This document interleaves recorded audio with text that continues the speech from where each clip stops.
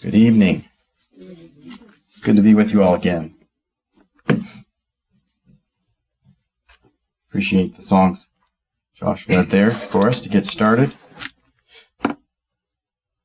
So tonight, I want to talk about something a little different.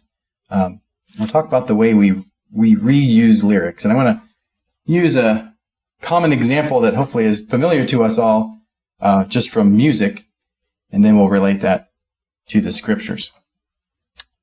So, Jingle Bells. I may not recognize this guy. This is the guy that wrote Jingle Bells. His name is James Lord Pierpont. And so he, around just before the Civil War, so the 1850s, late 1850s, he wrote some songs, and one of them he wrote was this. Originally it was called The One-Horse Open Sleigh. A little trivia for you there. But it's we kind of think of it as a Christmas song, but really it's a kind of a Thanksgiving winter general song. And as you know, it's generally about the joy of taking a ride in the snow, and there's the horse and the sleigh and all that. And of course, the bells are ringing on the horse as it runs. And again, as we're quite familiar, some of the words from this, now kind of emphasize some of these because we'll relate that here to another song. Jingle bells, jingle all the way. Oh, what fun it is to ride in a one-horse open sleigh. And then dashing through the snow. So some of these elements in there, it's pretty obvious we're familiar with the song. You know, later on in the song, it talks about bells on bobtails, and my understanding that's like the tail of the horse, I guess. That's kind of got bells on it. And then making spirits bright. So these ideas of this winter kind of fun. But if we jump 100 years into the future from that point in time, right before the Civil War, so the 1850s to the 1950s, there was another song called Jingle Bell Rock, which you may have even anticipated that was going to mention. But a fellow named Bobby Helms recorded this in the late 1950s. And I wouldn't call it a spoof or a parody, really. It's kind of an homage to that other song, or kind of inspired by it. Maybe a reboot of that other song, we might say. And it plays on those words and images and motifs from Jingle Bells in this other song. But instead of it being centrally about, riding a horse, this drawn sleigh through the snow and enjoying that, it's more about going to a sock hop or some, dance thing that was a big craze back in the 1950s. And I'm not necessarily endorsing all of that, but that's kind of what the song's about. And that was the pop culture of the time of this.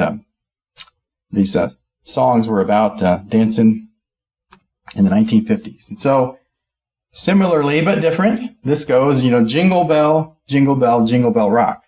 Singular instead of jingle bells.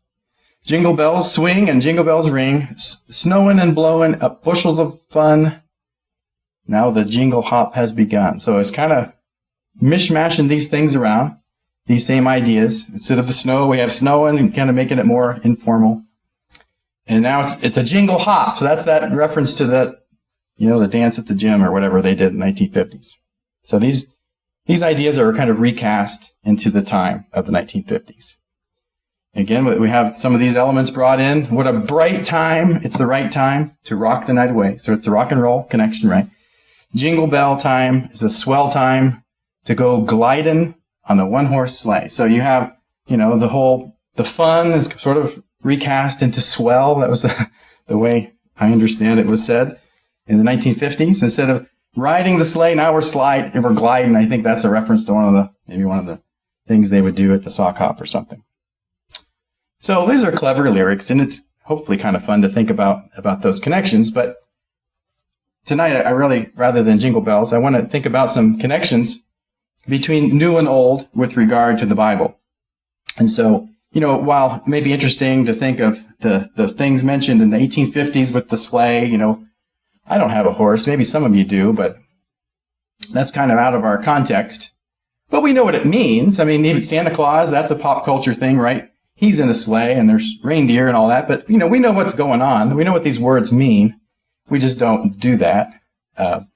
And sock hops are a thing of the past. I guess there's hip hop today, but we kind of know what that's talking about. Some of you all lived through that time. And it's kind of neat to think of those connections. But when we look at the Bible, rather than, 70 years ago or whatever it was for the 50s and 170 years ago before the Civil War, that's a long time ago, but we're talking about thousands of years ago for these Bible writings. And not just time, but also different cultures and different places, different continents where these things occurred from where we're accustomed to. So there's some more research we have to do to kind of understand what's being said in some of these things. And if we think about the New Testament, if we imagine a circle with all the books around and then the connections, it's basically a spaghetti map of the Old Testament references all these different things. The New Testament refers back, and it's rather complicated. There's whole books that you can study about all these connections, and it's a pretty in-depth study. But if we simplify our focus to just the book of Revelation, and I understand you all might be studying the book of Revelation soon, or you might not, I'm not really sure. But regardless of that, at least in your personal study, hopefully this is something that would be helpful to you, because Revelation is a challenging book. But if we think about the connections and we actually quantify them, most of them go back to Ezekiel, Daniel, and Jeremiah. There's quite a few things to the Psalms and Exodus as well. And it's interesting to note that whereas like Matthew, for instance, or in the book of Acts, we're going to quote things like, as Joel said, or as Isaiah the prophet said, and then they'll quote something. There's not any citations like that in the book of Revelation, but yet there are tons of allusions and echoes and imagery that's shared and that sort of thing. So tonight I want to think about Old Testament keys to Revelation, and I intend for this to be a series, but you all can give me feedback. If this is horrible and unhelpful, then we don't have to continue on with future sessions of this. But thinking about Revelation, just the first 5 chapters, and some of the most difficult imagery, because that's what Revelation is kind of known for. It's like, well, that's a crazy book. I don't understand it. And there's locusts and dragons and all this kind of stuff. And it's kind of intimidating. So I'm trying to go through and get some of those big kind of weird images that maybe are challenging and that are found in the Old Testament. And so we're going to look at where those are found in the Old Testament, try to get some context. And so as I think about 2 or 3 years ago, we studied this at Ashland. And as I came out of the other side of that study, I was like, well, I really wish I knew some of this Old Testament stuff going into it, because there's so much in there. And so maybe this will help you to kind of look at some of these things in advance of a study you might have. If I were to summarize the book of Revelation in 2 points, I would say God is victorious, and the action item is be on his side, be on God's side so that you can share in that victory. I'm sure there's more points you can make, but that's the simple part. God is victorious, and we'd be victorious with him. A key word to think about and what we're going to look at here is the word theophany. It's not used in the Bible, but I might use it, and I want to kind of set the stage on that. That's a visible appearance of God to humans. And that's kind of a fancy word, but that's the technical word to talk about when someone would actually see God. Of course, that's going to be in these visions that we're talking about. And we might think, well, but doesn't 1 John 4:12 say, no one has ever seen God? If we love one another, God abides in us, and his love is perfected in us. That's true. As we have to kind of contextualize this. I think even in these visions where people are seeing God, we're not necessarily seeing God in his full glory, in his full spiritual form, because we're in a different plane of existence, we might say, or however we want to think about that. But in some sense, there are examples where some have seen a representation of God. And that's kind of what we're going to look at. And the thing to take away from that is his holiness and his glory, his power and his greatness are just manifest in that, his majesty.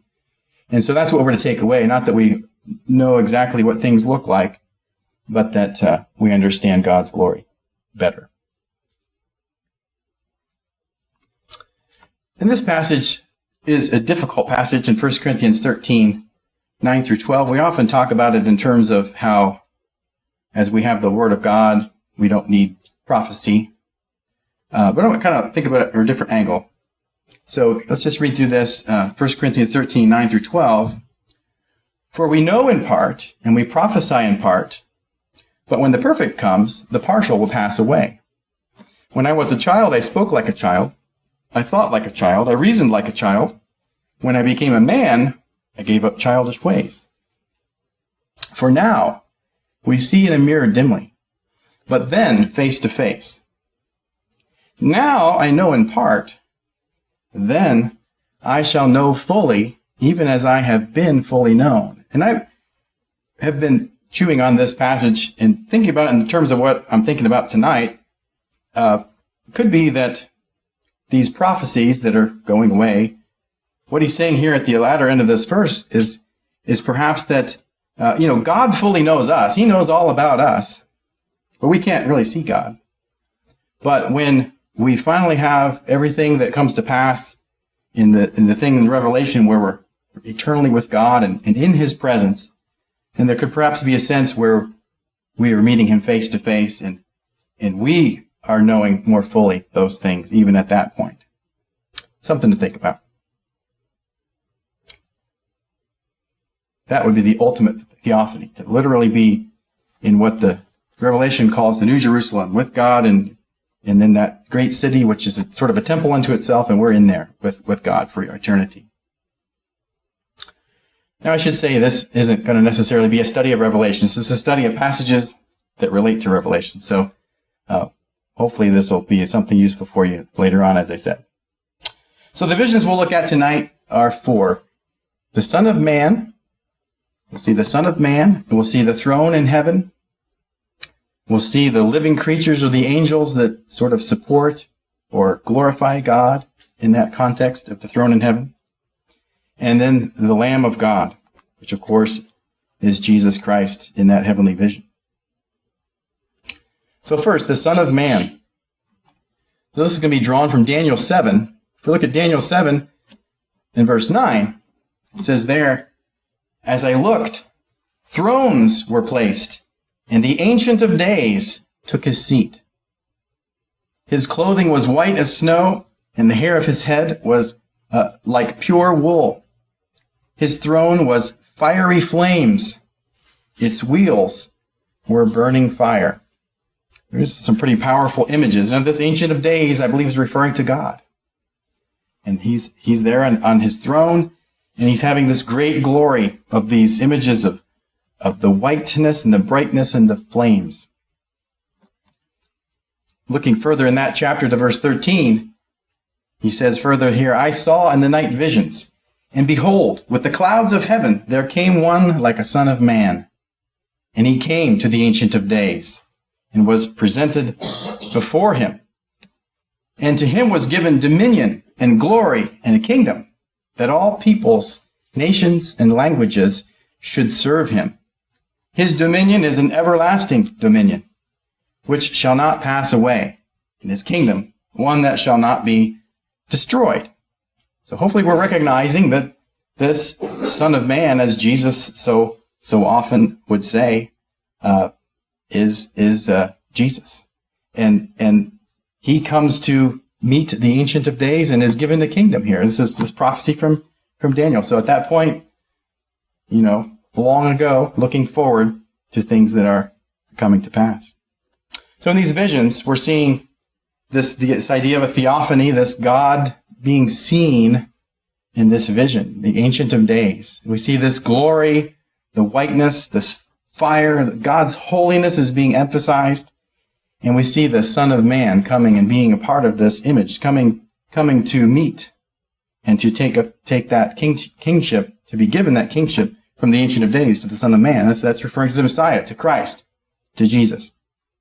So we see in this vision two distinct persons. We have both the Ancient of Days, this God figure, and then the Son of Man, Messiah, which we'll learn later, of course, is God as well. So in Matthew 26, this is after Jesus is being tried by the high priest, or as he's being tried, leading up to him being crucified. He's asked, are you the Son of God? Are you the Christ? And he says here, Jesus said to him, you have said so. But I tell you, from now on, you will see the Son of Man seated at the right hand of power and coming on the clouds of heaven." Then the high priest tore his robes and said, "He has uttered blasphemy. What further witnesses do we need? You have now heard his blasphemy." So hopefully, if this passage was confusing in the past, maybe some of these things we see from Daniel connecting that. Oh, Jesus is saying here, I am that Son of Man figure that's coming in the presence of God and taking, being given the kingdom. The Messiah, he's the one to come. And so the priests just like, well, that's not right. We don't believe you're that. You're taking, the place that you shouldn't. You're uttering blasphemy. They didn't believe in him. They understood what he was saying. They understood what he was claiming by saying he's the Son of Man taking this power. So they call it blasphemy. But he was right and true. But as we come to Revelation, we see these images fulfilled further.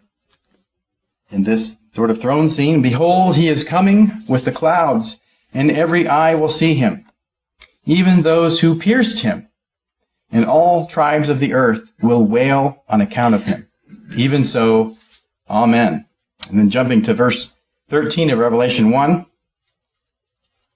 "And in the midst of the lampstands, one like a son of man, clothed with a long robe and with a golden sash around his chest. The hairs of his head were white, like white wool, like snow. His eyes were like a flame of fire." Now, if you're paying attention to what we just read, this is sort of the imagery that the Ancient of Days had, that God had, and the Son of Man came to the Ancient of Days. But here, the Son of Man himself has these same attributes, thus helping us understand about the deity of Christ. We're blurring those lines. We talk about the Trinity and it's confusing. Well, it's a little ambiguous how these all connect together. It's hard for us to understand. Verse 15. "His feet were like burnished bronze," sort of polished and shiny bronze, refined in a furnace, and his voice was like the roar of many waters. So we see the power of God in these burnished bronze. This is an element we'll see in other heavenly visions, that this is just all connected together with these heavenly visions. So the visions we see in this section are this Theophany, the Son of Man, the Ancient of Days, this concept of glory and whiteness and fire, the glory of God and his holiness are emphasized in all of these visions that we see in these Old Testament passages, culminating in Revelation. Now the throne, getting to the throne in heaven, going back to Isaiah, where we see this in the Old Testament, where Isaiah is called initially, even though it's chapter 6, this is kind of where his initial call falls in the writing. "In the year that King Uzziah died, I saw the Lord sitting upon a throne, high and lifted up, and the train of his robe filled the temple." We usually only think of a train of something being like a fancy wedding dress, this long thing, right? So this is this kingly robe, and it's so glorious that it's long and it's big, and this is the idea of God in his glory, the glory of God in his temple. And again, this idea of a theophany, where Isaiah is seeing God. And it's something similar for Ezekiel. In Ezekiel chapter 1, verse 26, it says, "And above the expanse over their heads there was the likeness of a throne." Again, the likeness, a lot of times. These are representations to help these men try to understand what God truly is. And then we're reading it to try to understand what they're seeing. So the likeness of a throne, the appearance like sapphire, and seated above the likeness of a throne was the likeness of a human appearance. So there's someone on the throne. We have this throne with jewels and the glory of that. There's a person on the throne. Verse 27, "And upward from what had the appearance of his waist, I saw as it were gleaming metal," hot gleaming metal, like the appearance of fire, enclosed all around. "And downward from what had the appearance of his waist, I saw as it were the appearance of fire, and there was brightness all around him." glory and brightness and fire. Thinking of the transfiguration, right? These same sorts of bright glory we see in God's presence. Verse 28, like the appearance of the bow that is in the cloud on the day of rain, translated rainbow, right? We're talking about this idea of a rainbow. You're seeing that. So was the appearance of the brightness all around. It was like a rainbow somehow, that it was so glorious and colorful. Such was the appearance of the likeness of the glory of the Lord. And when I saw it, I fell on my face, and I heard the voice of one speaking. So again, we're seeing this rainbow, God's glory in that, this brightness. And notice that the prophet Ezekiel here fell on his face. And we see similar responses. I'm not going to read them tonight, but from Daniel, and then also in Revelation with John responding to these things in that way. So the vision elements here, we see this throne, the king on the throne, God. We see these jewels to demonstrate the glory of God, and even this idea of a rainbow. Now, if we look at the Gospel of Matthew, before Revelation, Matthew 19:28, Jesus said to them, truly I say to you, in the new world, when the Son of Man will sit in his glorious throne, you who have followed me will also sit on 12 thrones, judging the tribes of Israel. So we see Jesus calling himself the Son of Man. These things are going to happen. And in Revelation 4, verse 2, at once I was in the Spirit, and behold, a throne stood in heaven, with one seated on the throne. And he who sat there had the appearance of jasper and carnelian, these jewels, again, different jewels, but that idea of jewels. And around the throne was a rainbow, these same elements being brought in, and that had the appearance of an emerald. So just using these images to try to bring in the beauty and the glory and the color of these things to help us visualize these visions. So, here in Revelation, we have the throne with the king, who's God, and jewels and glory and the rainbow. All of these elements are being repeated through the Old Testament and recapitulated in Revelation. The living creatures. This can be a number of different ways. Angels or seraphim, living creatures, a number of names for what we're talking about here. But in Isaiah 6 again, back where we had read before, in the year that King Uzziah died, I saw the Lord sitting on a throne, high and lifted up, and the train of his robe filled the temple. Above him stood the seraphim. That's these living creatures. Each had 6 wings. With 2 he covered his face, with 2 he covered his feet, and with 2 he flew. Verse 3, and one called to another and said, holy, holy, holy is the Lord of hosts. The whole earth is full of his glory. Of course, this is a way to repeat those words, to magnify what's being said. The ultimate holiness is being attributed to God here. So we see these angels with the 6 wings that accompany and glorify God. It seems like the number of wings change in different visions, but there's these creatures with wings, and they're accompanying and sort of in the court, we might say, of this throne room scene with God and supporting him there. Isaiah 1:4. As I looked, behold, a stormy wind came out of the north, and a great cloud with brightness all around it, and fire flashing forth continually, and in the midst of the fire, as it were, gleaming metal. So again, we're getting these themes of fire and metal that's so hot that it's glowing, to try to help us understand the bright glory of God. Verse 5, and from the midst of it came the likeness of 4 living creatures, and this was their appearance. They had a human likeness, but each had 4 faces, and each of them had 4 wings. Their legs were straight, and the soles of their feet were like the sole of a calf's foot.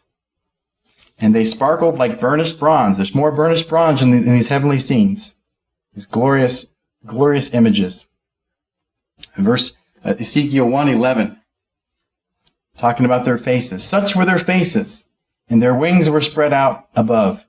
Each creature had 2 wings, each of which touched the wing of another, while 2 covered their bodies. So whether there's 2 wings or 4 wings or 6 wings, there's multiple faces. There's these majestic angels or seraphim that are around God here.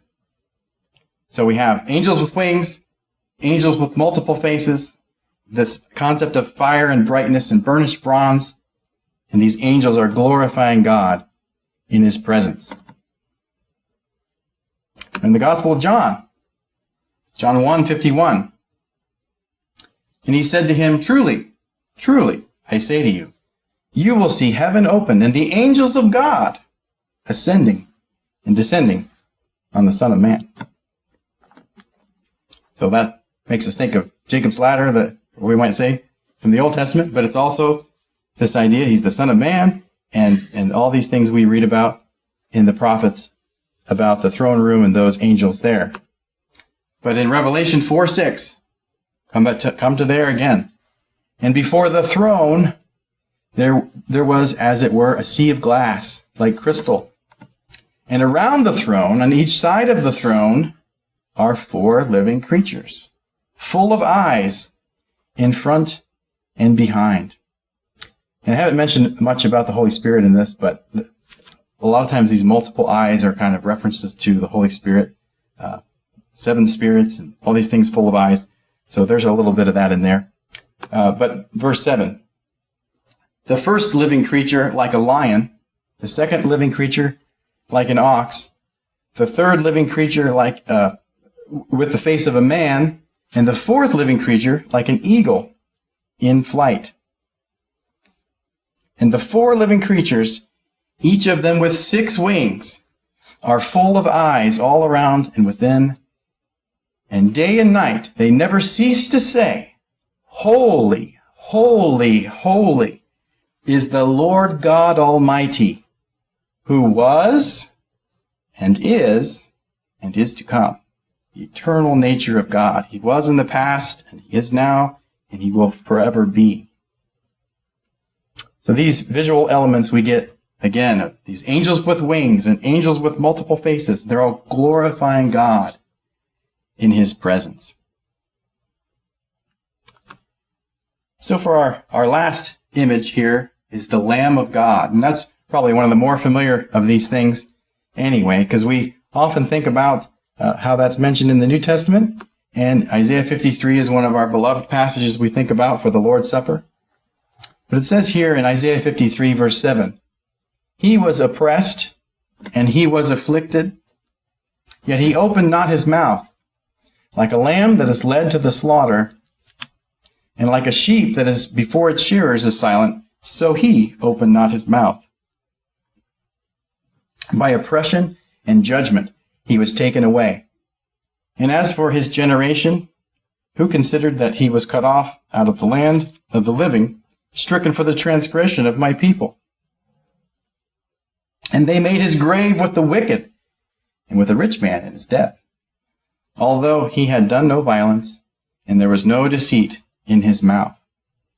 And we know what we're talking about here. This is referring to things that we see fulfilled in Christ in his death for us. But here in this vision, these ideas here, we have the Lamb of God described, and this concept that he died for others. And when Jesus was going to be baptized and saw John the Baptist, it says there, the next day he saw Jesus coming toward him and said, Behold the Lamb of God, who takes away the sin of the world. This is he of whom I said, After me comes a man who ranks before me, because he was before me. So of course we see John recognizing Jesus' role in all this, the Lamb of God. But we even see a more profound thing in some of these words that are confusing, where he says, a man who ranks before me because he was before me. Of course, the whole thing with Zechariah and Elizabeth and the miraculous birth there started before the deal with Mary leading to Jesus. So John would have been born first before Jesus was physically born. That's not what he's talking about. He's talking about all that stuff from the Old Testament, the Son of Man, and all those things that Jesus represents in the eternal nature of God, of who Jesus is. He was before John because Jesus is eternal God. Looking forward into Revelation with this idea of the Lamb of God. Revelation 5, verse 6. And between the throne and the four living creatures and among the elders, I saw a lamb standing, as though it had been slain, with 7 horns and with 7 eyes, which are the 7 spirits of God, sent out into all the earth. And he went and took the scroll from the right hand of him who was seated on the throne. And when he had taken the scroll, the 4 living creatures and the 24 elders fell down before the Lamb, each holding a harp and golden bowls full of incense, which are the prayers of the saints. And they sang a new song, saying, Worthy are you to take the scroll and to open its seals. For you were slain, and by your blood you ransomed people for God from every tribe and language and people and nation, and you have made them a kingdom and priests to our God, and they shall reign on the earth. And then I looked, and I heard around the throne and the living creatures and the elders the voice of many angels, numbering myriads of myriads and thousands of thousands, and when I say millions, uncountless numbers, saying with a loud voice, Worthy is the Lamb who was slain to receive power and wealth and wisdom and might and honor and glory and blessing. And I counted 7 things. That's a big deal in Revelation. There's 7 things. He's worthy of all things, the perfect number. Jesus is our King and worthy of all glory in all things. Verse 13. And I heard every creature in heaven and on earth and under the earth and in the sea and all that is in them, saying, To him who sits on the throne and to the Lamb be blessing and honor and glory and might forever and ever. And the 4 living creatures said, Amen. And the elders fell down and worshipped. So, in these elements that we're drawing from here, we see this Lamb of God here in Revelation that we've seen in the Old Testament and in the Gospels. We see that he's died for others. He's died for us. And he approaches God on the throne as that motif of the Son of Man approaching the Ancient of Days. And he's the one worthy to open the scroll. So as this is the doorway to the rest of the book of Revelation, the scroll is opened, and this becomes the revelation that is revealed in the rest of the book. And we see Jesus and the one on the throne being worshipped by all the host of heaven.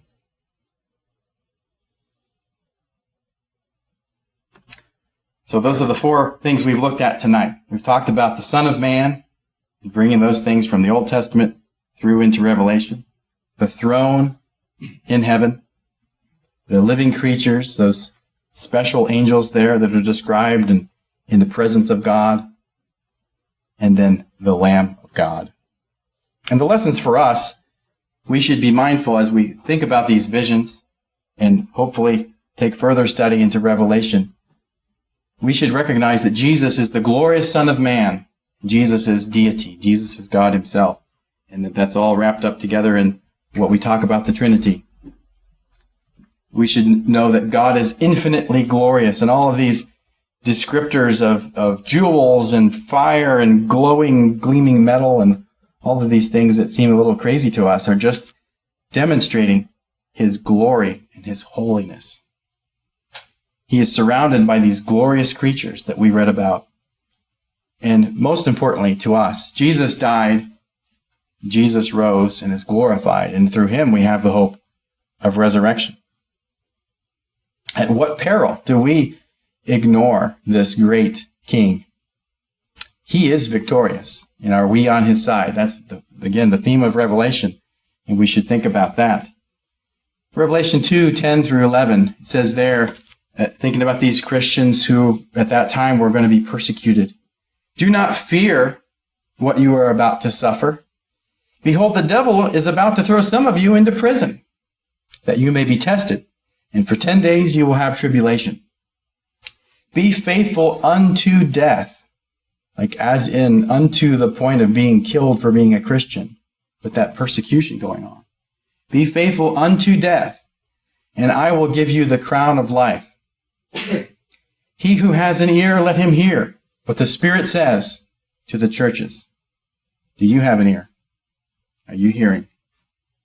The one who conquers will not be hurt by the second death. So if we're victorious with him, then we don't have the second death, which is that hell fire, that whole thing we want to avoid. We want to be eternally with the Lord.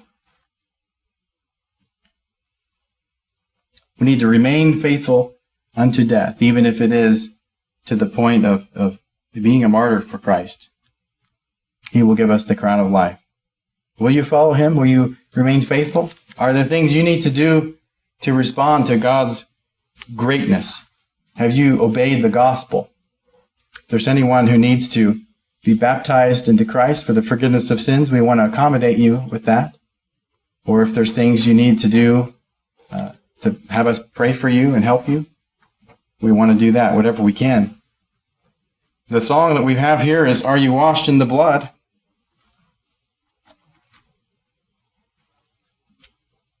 Are you washed in the blood of the Lamb? He got that for me. I gave him a little tip of what I was talking about, and he picked that out. So that's great. That's exactly what we're talking about. Are you washed in the blood of the Lamb? If not, let us help you as we sing the song together.